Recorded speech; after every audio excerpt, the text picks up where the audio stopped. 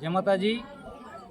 17 તારીખના મોટા કરોડિયામાં જે ઘટના બની છે અને સમાજના માજી પ્રમુખે આ ઘટનાને વિડીયો દ્વારા જે રીતે સોશિયલ મીડિયામાં બહાર પાડી છે એ બાબતે મારા ઉપર જે ખોટા આક્ષેપો થયા છે એ બાબતે હું આજે આ સોશિયલ મીડિયા દ્વારા ખુલાસો કરવા માટે આ વિડીયો બનાવું છું।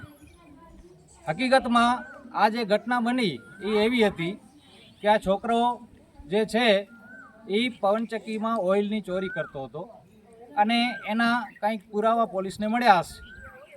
એ અનુસંધાને પોલીસ મોટા કરોડિયામાં આવી અને આવી એટલે સ્વાભાવિક છે કે ગામના અગ્રણી તરીકે મને જાણ કરવામાં આવી કે ભાઈ આ અનુસંધાને અમે ગામમાં આવ્યા છીએ અને અમને આના વાલીના નંબર જોઈએ।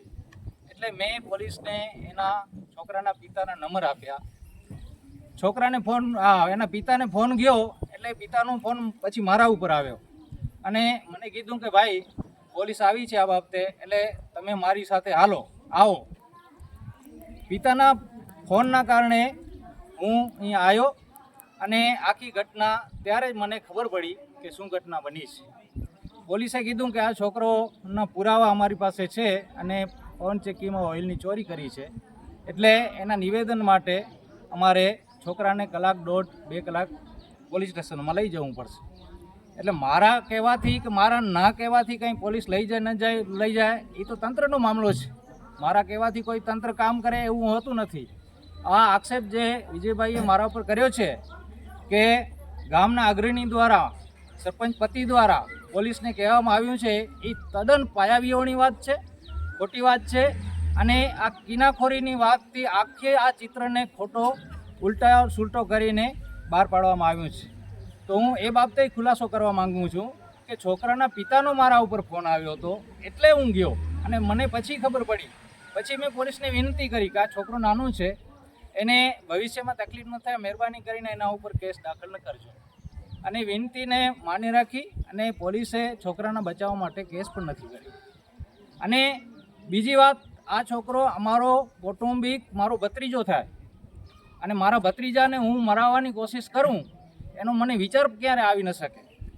આ આખી ઘટના સમાજના માજી પ્રમુખ અને એક્સ પીઆઈ દ્વારા જે ઘટનાને ઊંધી રીતે ચિતરવામાં આવ્યું છે, કિનાખોરીથી મને ખોટી રીતે ઉપસાવવામાં આવ્યો છે આ ઘટનાને, તો એ બાબતે હું એમ કહેવા માગું છું કે આ બાબતે તંત્રએ તલસ્પર્શી તપાસ કરવી જોઈએ, દૂધનું દૂધ પાણીનું પાણી થવું જોઈએ અને જે આમાં આરોપી છે, જે ગુનેગાર છે એને ચોક્કસ સજા થવી જોઈએ। અને આ ઘટના જે રીતે ઊંધી ચિતરવામાં આવી છે તો હું તો ત્યાં સુધી કહું છું કે આવા વ્યક્તિઓ દ્વારા જો આ રીતે ઘટનાને ઊંધો રૂપ આપી અને સોશિયલ મીડિયા દ્વારા સમાજને ગેરમાર્ગે દોરવામાં આવે, તંત્રને ગેરમાર્ગે દોરવામાં આવશે તો ભવિષ્યમાં જે ગામના અગ્રણીઓ છે એને માનસિક ટોર્ચરથી પરેશાન કરવામાં આવી રહ્યા છે। અને આવી ઘટનાઓ પહેલાં પણ અમુક ગામોમાં પરજાઓમાં બની છે। આજે ઉપસરપંચે આવી ઘટનાથી જ આપઘાત કરેલા એવા પ્રસંગો બન્યા છે।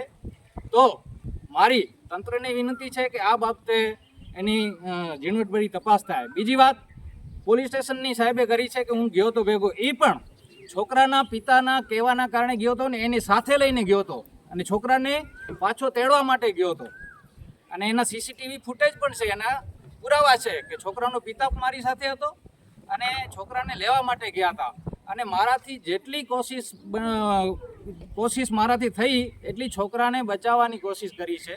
છોકરોને માર ન પડે, છોકરાને ખોટી હેરાનગતિ ન થાય એવા તમામ મેં પ્રયત્નો કર્યા છે। અને આ રાજકીય કિનાખોરીથી આખા ચિત્રને ઊંધો લઈ જઈ અને આ ઘટનાને ઊંધી પાડી અને તંત્રને ગેરમાર્ગે દોરવાનો આ પ્રયાસ થયો છે। આ હકીકતમાં ગંભીર ઘટના કહેવાય। સમાજના અગ્રણી દ્વારા આવી જો ઘટના બને એ ખૂબ વિચારવા જેવી વાત છે।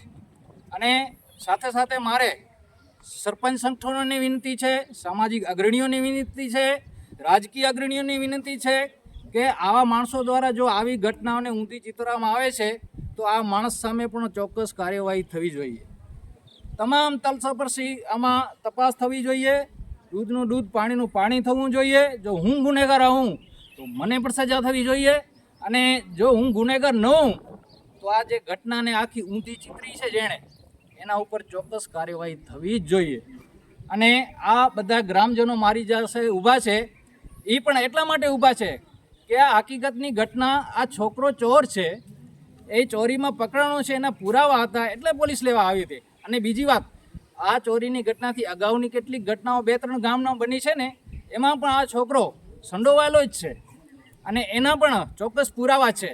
એક ઘરફોડ ચોરીમાં પણ એ છોકરો 10-12 દિવસ પહેલાં પકડાણો, એનો પુરાવો છે.